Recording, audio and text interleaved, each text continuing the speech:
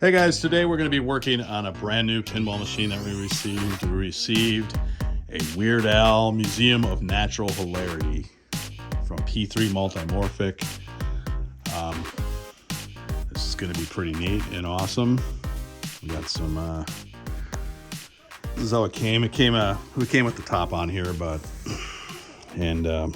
so yeah, let's get this thing unboxed. And I can tell you right now, this thing is bloody heavy. It is heavy. And you can see the top here. There's actually no decal on the front, which is kind of disappointing. But hopefully that's the only thing that disappoints us. All right, so let's get this thing unboxed and we'll come right back. All right, we got this thing all set up, and trust me, it was a pain. It's not that it's a bad design or anything. It's just heavy. Holy mackerel. It took two of us to get it up. Normally I can get these things up by myself, but yeah, no. It helps to take the back playfield out. Unfortunately, ours had a weird thing where there's like a latch in it. There's like a piece of metal that was restricting it from coming up. So, and I've never taken one out before, and it was kind of a nightmare. But it's good now. My overall impressions of this thing are fairly decent. The build quality is, of course, excellent. It's way heavy. It's almost heavy to a detriment. And if you put it right next to the Spooky game, which is under-engineered, and this game is over-engineered, if you ask me. It's a very complicated piece. As an operator piece, I say it's actually better than it gets credit for so far. We've had it running for about a week now. Not much of anything as to problems. When I did get it, I had to adjust some ramps. They were bent. And we did have this sprocket up here for the hamster wheel fall off and end up in the ball trough and jam it up.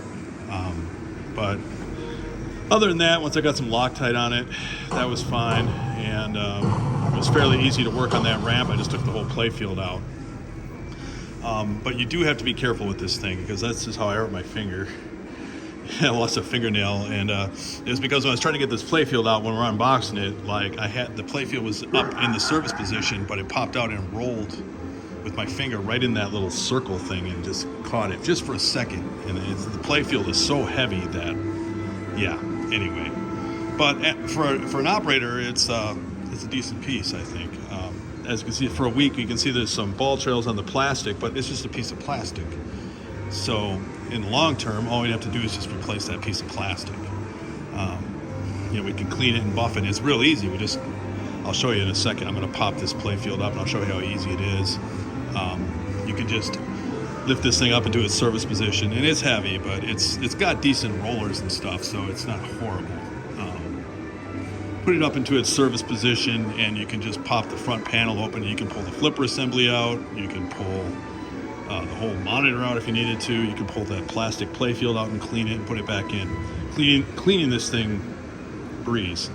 So, and if you have problems with the flipper assembly, easy. It's one connector, easy enough. Thing just pops right out. So that's the good stuff. The bad stuff is the license isn't the greatest. I like Weird Al personally, but as for a piece that's going to draw people, it's all right. The good news is we can just switch it out easy enough. So I'm not a fan of the 3-button thing. I know that this is pretty much like back in the day we had Defender and all those old games with a million buttons. People don't like that. I heard that there's a different thing you can get that has just like one button on it, but I'll have to inquire about that.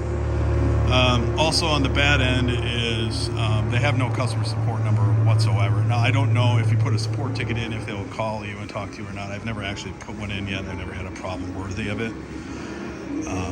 So that's good, unlike Spooky, who sometimes picks up the phone and sometimes they don't. I think they selectively pick up the phone, but that's just me. That's my opinion. So yeah, it's decent, and earnings-wise, it's nothing special. So far, it's about the same as any other pinball, so you have to weigh that with the cost of the unit. But in long term, it definitely definitely will probably earn its weight because we can just switch all the graphics and have a new machine periodically. So, and that cost is way significantly lower. And so what I'm going to do is I'll sort of pop up the playfield a little bit and show you guys a guided tour inside here. So let me get the glass off and we'll come back. Okay, we got her opened up, and one of the first things I noticed when I opened it was that the glass itself actually has a beveled edge, which was kind of nice. It's like a tabletop edge. I've never seen that before. Yeah, so I just thought that was a weird attention to detail. We'll start in the back box here.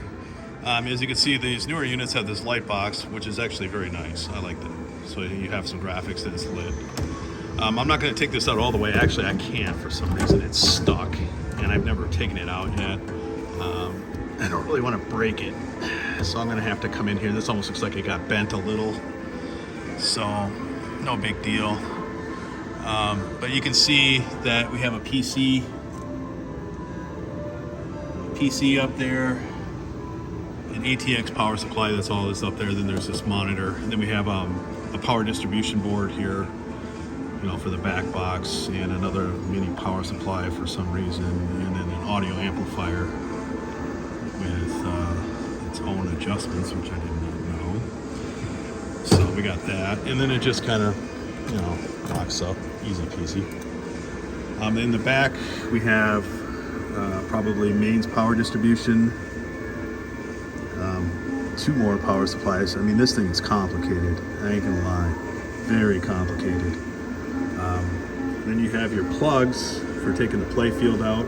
We did have a few issues where this USB plug keeps popping out every once in a while. And then each of the playfield modules, is what they call them, has its own I/O board and power supply on there. And you can see these latches right here is what you would push forward to let the playfield, this will lock in, which will let the playfield come up. You see there's that piece of metal that is supposed to protect it. That's the attractor. But on the other side, that piece of metal is a little too far. It wouldn't let the playfield come up no matter what. And that's where I caught my finger. So right in that circle thing on the other side.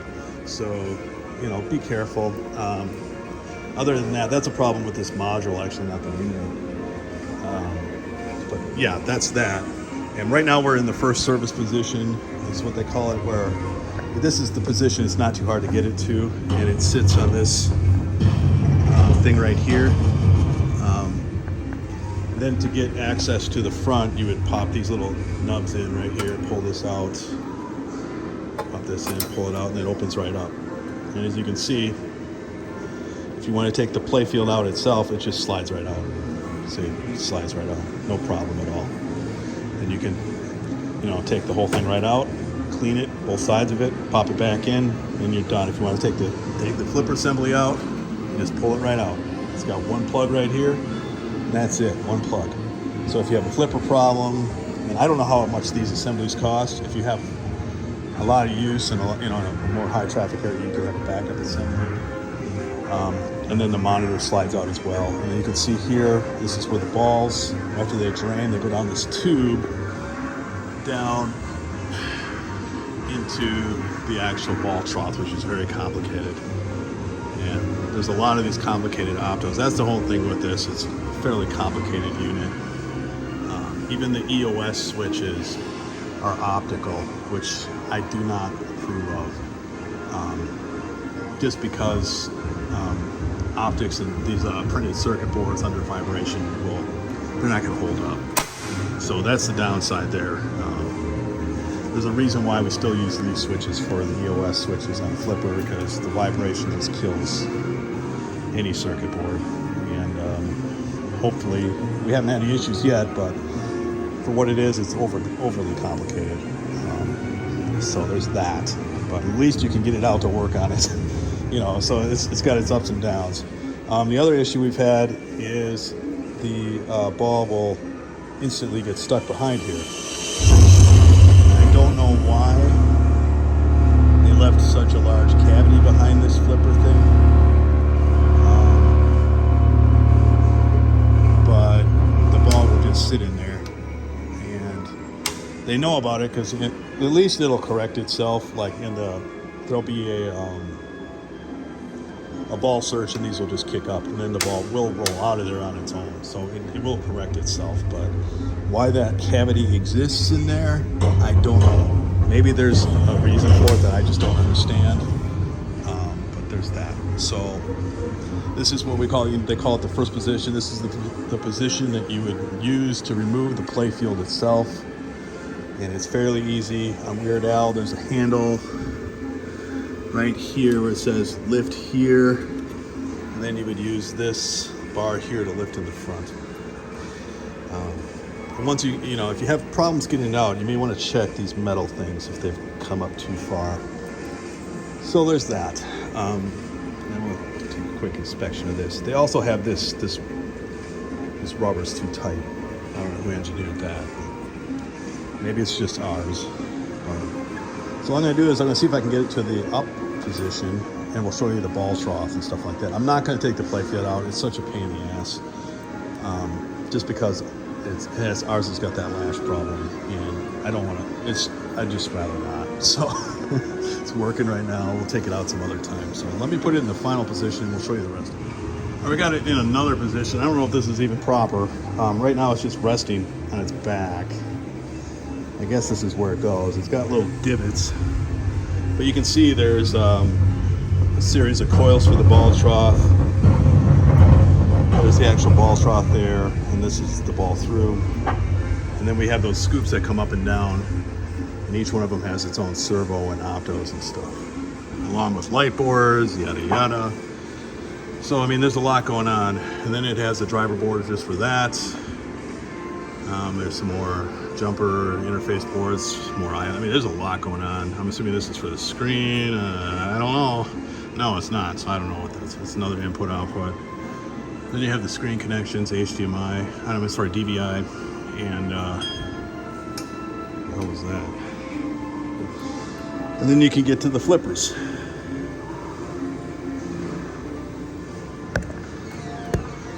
And believe it or not, the flippers are leaf switches. Interesting. And then you have some more cabinet nodes or I/O boards. There's drivers all over those. I mean, it is fairly over-engineered. I'm still curious as to where we would plug in a ticket dispenser if we wanted to do any of that.